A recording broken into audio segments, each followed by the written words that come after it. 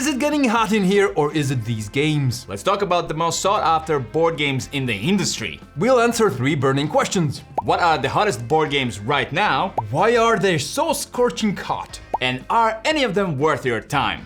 We're starting out with the 12th spot, which goes to Deep Regrets. Will you have deep regrets after playing this game? Let's find out. First of all, this is a gorgeous game, right? It is. Second of all, fishing fish is so 2000s. In 2020s, we actually fish for monsters. So don't be a boomer and fish some monsters in Deep Regrets. You will be playing these creatures, which are also monstrous looking. Yeah, they fished maybe a bit too long. Yeah, absolutely. And they will be capturing these monsters right here. And the game goes like this. You will be rolling a bunch of dice. And after doing that, you will figure out, hey, do I want to go home and sell monsters that I have already captured, or go into the deep sea and fish some more? And also there's some push your luck elements because you can go deeper into the sea trying to find bigger and meaner monsters, but it's also more dangerous, right? Just like in real life.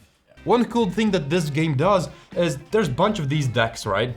All of them, you can fish any of these monsters. And on the other side, there are shadows. And based on these shadows, you can try to figure out how mean the monster will be. I just thought it's a cool, that is very thematic. Unique. That is very cool, yeah. While you will be fishing, you will get more and more madness. There's a big madness board right here. And the more mad you are, the more regret you get. The stronger you are, because you will be able to roll more of these beautiful looking dice. The fishes that you catch will be stronger and so on. So you want madness in your life, right? But at the end of the game, whoever has the most deep regrets will have to discard his most valuable fish right here. And that probably scored a lot of points. So that's a pricey regret right there. So this game is constantly making you push your luck. How deep will you go, how scary monsters you will try to capture, and how much madness will you be able to carry. So we're gonna rank these games in 2 lists, games we haven't played and games we played. This we haven't played, and since it's the first one here, I'm gonna just place it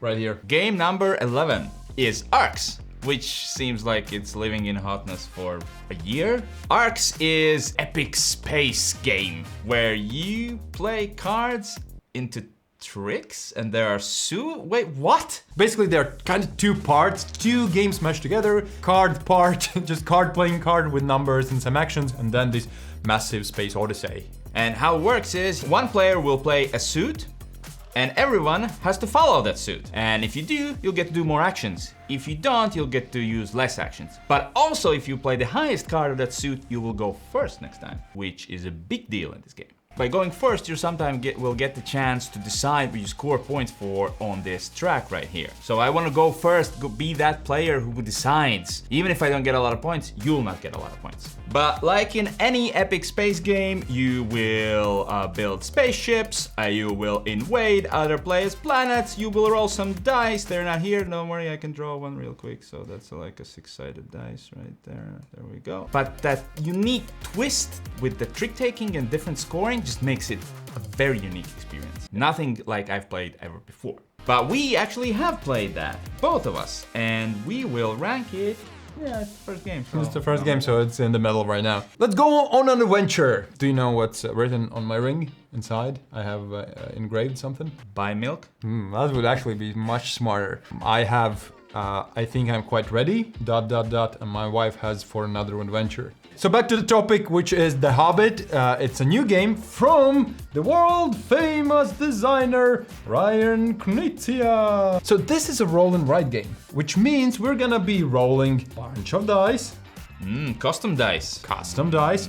And then guess what? We're gonna be writing things down. With not a custom marker, just a classic marker. So this is a competitive game where each of us will get a journal with chapters, and each of those chapters goes through the adventure that the hobbits and dwarfs had. And this is a drafting game, which means that you will roll a bunch of these dice and then one by one pick them. For example, you can pick this cool looking wizard hat. And then round ends when everybody has picked the die, then draw whatever they need to draw inside the map, and then we roll again and so on until we finish our adventure. Whenever you pick a die, for example, So let's say we pick this die, right? All right. And then we go to the journal and draw in our path. Let's say something like this, I guess. It feels like a Railroad Ink I was gonna say type-ish game with chapters. That's what I was gonna say. It feels like you would really like this. To be honest, I'm not that excited. What? I don't know. It feels too simple. I don't know. Let's go below the regrets. Yeah? Yeah. Okay. Like this. Number 9, let's move on, is a game called Line of Fire Burnt Moon. Do you know why I'm excited about it? No clue. I'll tell you. This is a line battler. Line battler means is you have some kind of things in the middle of the table, like here, woo, and you're fighting over those things by usually playing cards in these lines on your side, and the other player is playing them on his side. So, is it a card game? Yeah, it's fully a card game. Not much is known about it. It's a quick card game. It's 20-30 minutes, so fairly quick. 2 players only. All right, and we haven't played it because, well, it hasn't come out yet. And I am, to be honest, I'm more excited to play 2 of these. Okay. Than this. Let's move on to the 8th spot, which is Flip 7, which I feel like we have talked about a million times already. Been living on the hotness for a while as well, and it's a simple game. All you have is a pile of cards, and when it's your turn, just turn one card over. For example, like this fella has done right here, he has pulled out a 7. Ooh! That means he has 7 points. If he turns around another 7 or card that he already has, he's gonna burn down. He gets nothing. You keep pulling out cards, trying to get more and more points and try to not burn down. And there are some trickery, like different numbers have different amounts of them. And also what differs this game from just other games is the cool little superpowers that you can have. They interact with other players, like I can freeze you and stop you from pulling out any other cards, or I can get a second chance, and so on and on. It's a really simple game where you just pull out one card and score points. Anyways, it's underneath Arcs, because Arcs is epic. Flip 7 is great. But not as epic. Seti is this epic space Euro game where you control space agency, send probes into space, and just discover things, collect data, and most important, collect victory points. On your turn, you will do one of the bajillion actions you can do, and the most common is gonna be playing a card. And what this game does, what we really like, it lets you play a card for this action, it lets you play a card for this action, it lets you discard a card and use this action, which is great. That's just cards. There's also actions you do without cards, like moving the probe and launching the probe and scanning sectors. Too many to list in this video. Many things you can do with your little space agency that you're gonna get bigger. Where do we rank it? Where do we rank it? Well, I put it above all of these. All 2 of these, yeah? For now.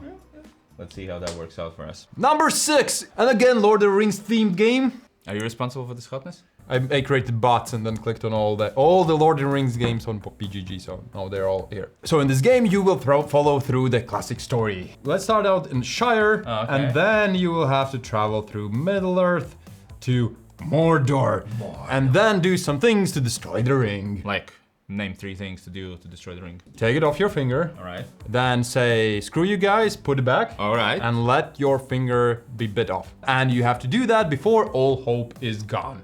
It's right here, the hope track. If it ever reaches this point, then we're screwed. And you will be playing different kind of characters. Each player actually will play 2 characters. And then you will have to pick each turn which one will do more actions and which one less, which is a cool choice. Okay. And then you will have this task to destroy the ring. But before you can do that, you also will have to complete 3 other missions. For example, destroy Saruman's staff or get the help of elves. So it's a gorgeous game. It looks gorgeous. Yes. Maybe a little busy, but I'm excited. I'm super duper excited. And look at that dice tower. It's great. And bunch of custom dice. I see.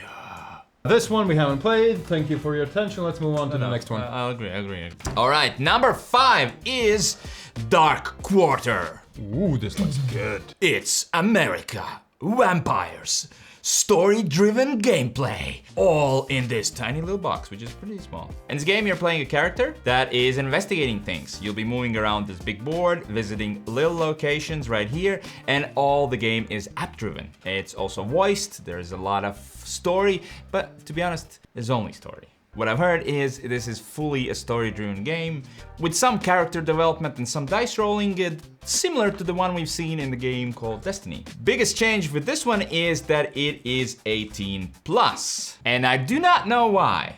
I'm assuming language. Hopefully it's just language, then I can still play with my kids. But I'm super excited to get into this. I like the story, I like the detective vampire, like the setting. The game is very dark, it's very true to its name. Because look at this artwork, it's super dark. Nobody turned on the lights there. It's like the board is dark, the locations are dark, everything is dark, including the name. I'm excited to play it. Where does it rank? I'll go here. Yeah. Because there's room. Because we're just lazy and there's room, so let's go there. So number 4, closing in on the top games, and this one is a special cookie. Most interesting part about this game is that this game has no rules, or rather has rules in an alien language. So the rule book is all about glyphs and just gives you information that you have no clue how to actually play this game. And there are a lot of symbols and tokens and things, and you just have no clue what else going on. I can totally relate. I play a lot of war games, and sometimes I feel like they are written in an alien So language. you're pretty much trained for this. I'm ready for this. All right, so the gameplay usually could look like this, where you actually are taking some notes and trying to figure out what all of those symbols in the rulebook actually mean. Even in the description of the game, it says that you will never be quite sure if you're playing the game correctly, because the author himself has said that he will not answer any questions. There will be no forums, no anything. It's just you, your game, and either you finish it or not. And the whole idea is that you try to find some kind of similar things and then trying to then figure out, okay, this doesn't match, what could that mean? And then try to pull it all together. I'm actually excited to try it, although I feel like it's quite unrealistic. I mean, let's put it in a separate top right here next to it, like on the first spot, but like here. Yeah. Yeah?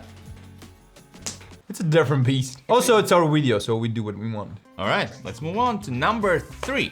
Agricola! Woo! Special Edition! Agricola is a worker placement game. You take these little guys and then you send them to here, for example. Or in each game, you'll have a random set of actions right here that you can send your guy right here. We don't know what that is, we'll flip it open and see. And you're collecting resources as grain that you can sow, and then chickens that you can multiply by breeding them, and things and things and things and things. It's quite an old game. That's what this company, Awaken Realms, is doing right now. They're taking existing games and creating special editions for them. Yeah, here's a closer look at the village board where you send your workers to work. I really wanted to point out this super giga happy sheep.